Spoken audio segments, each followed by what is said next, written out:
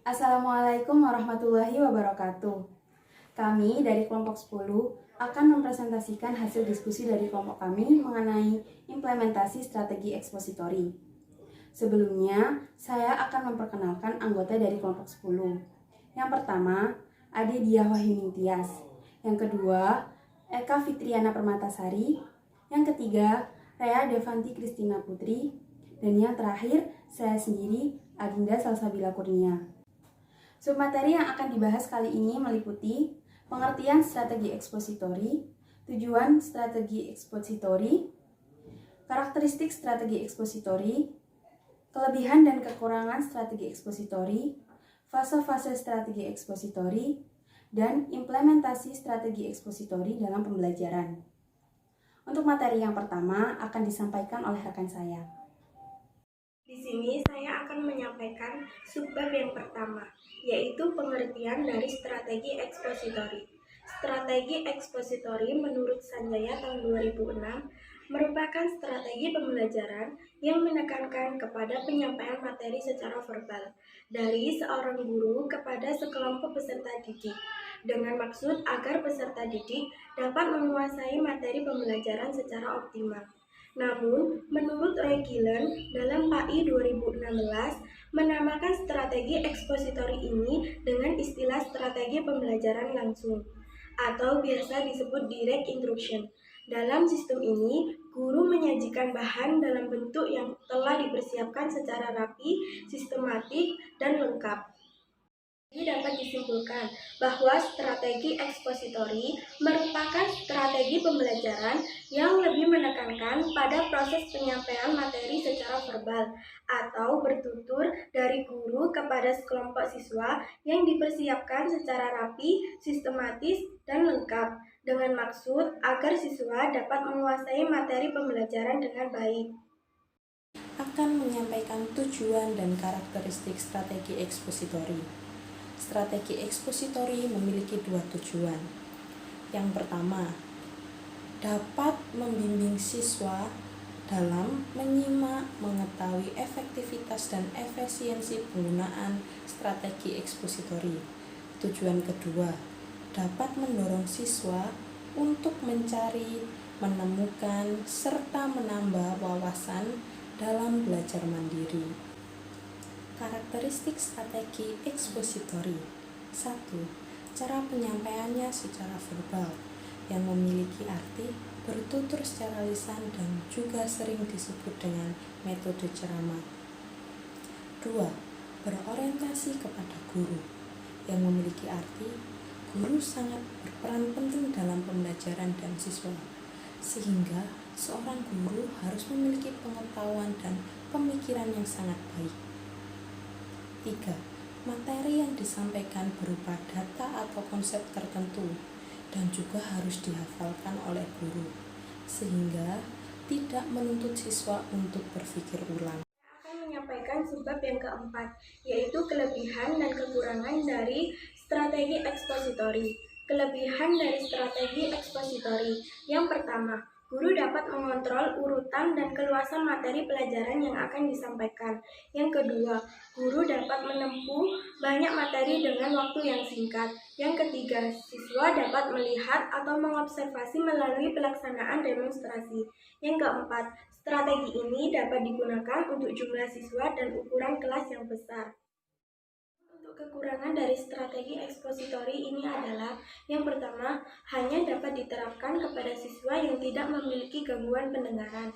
Yang kedua, strategi ini tidak mungkin dapat melayani perbedaan individual. Yang ketiga, sulit mengembangkan kemampuan siswa dalam bersosialisasi dan berpikir kritis. Yang keempat, keberhasilan strategi ini sangat tergantung kepada apa yang dimiliki guru.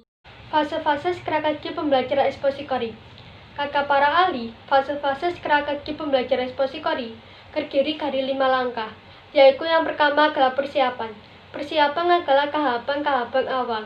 Yang kedua adalah penyajian materi. Penyajian materi adalah penyampaian materi. Yang ketiga adalah korelasi. Korelasi adalah hubungan antara materi dan pengalaman. Yang keempat adalah menyimpulkan. Menyimpulkan adalah memahami dari materi-materi strategi ekspositori. Yang kelima adalah mengaplikasikan. Mengaplikasikan adalah pengumpulan data, informasi yang mengenai strategi ekspositori. Yang keenam, implementasi strategi ekspositori dalam pembelajaran. Perlu diketahui bahwasannya implementasi strategi ekspositori dalam pembelajaran dikelompokkan menjadi 3 bagian. Yang pertama, kegiatan pembuka, yang kedua, kegiatan inti, dan yang ketiga, kegiatan penutup. Yang pertama, kegiatan pembuka. Dalam kegiatan pembuka, terdapat fase persiapan. Kegiatan yang dilakukan dalam fase persiapan meliputi 1. Menyapa siswa dan mengecek kehadiran siswa. Yang kedua, berdoa dan melakukan ice breaking. Ice breaking dapat dilakukan dengan cara menyanyikan lagu wajib nasional. Yang ketiga, pemberian motivasi oleh guru. Hal ini bertujuan untuk meningkatkan semangat belajar pada diri siswa. Yang keempat, menggali informasi materi yang akan dipelajari kepada siswa. Yang kelima, menjelaskan tujuan pembelajaran kepada siswa. Yang keenam, melakukan apersepsi. Selanjutnya, kegiatan inti. Dalam kegiatan inti, terdapat 3 fase. Fase yang pertama, yaitu fase penyajian materi. Kegiatan yang dilakukan dalam fase penyajian materi meliputi 1. Membentuk kelompok kecil. 2. Menjelaskan pengertian dongeng. Yang ketiga, mengarahkan siswa untuk membaca teks dongeng. Dalam kegiatan ini, guru menunjuk salah satu siswa dari tiap kelompok untuk membacakannya. Yang keempat, mengarahkan siswa untuk berdiskusi dan menjawab pertanyaan. Yang kelima, menunjuk siswa untuk membacakan hasil diskusi. Yang keenam, menjelaskan pesan moral dan mengingatkan siswa untuk selalu berterima kasih. Fase yang kedua dari kegiatan inti yaitu fase korelasi. Kegiatan yang dilakukan dalam fase korelasi meliputi menceritakan isi dongeng secara singkat. Hal ini dilakukan oleh guru di depan kelas. Selanjutnya, menjelaskan cara berterima kasih kepada Tuhan dan makhluknya. Cara berterima kasih kepada Tuhan yaitu dengan cara bersyukur serta menjalankan perintahnya. Sedangkan cara berterima kasih kepada makhluknya yaitu dengan berbuat baik kepada makhluk ciptaan Tuhan. Fase yang ketiga dari kegiatan inti yaitu fase menyimpulkan tahapan. Kegiatan yang dilakukan dalam fase ini meliputi meminta siswa menuliskan fungsi kata terima kasih dan meminta siswa menuliskan pengalaman berterima kasih di buku tulisnya. Yang terakhir, kegiatan penutup. Dalam kegiatan penutup terdapat 3 fase. Fase yang pertama yaitu fase menyimpulkan tahapan.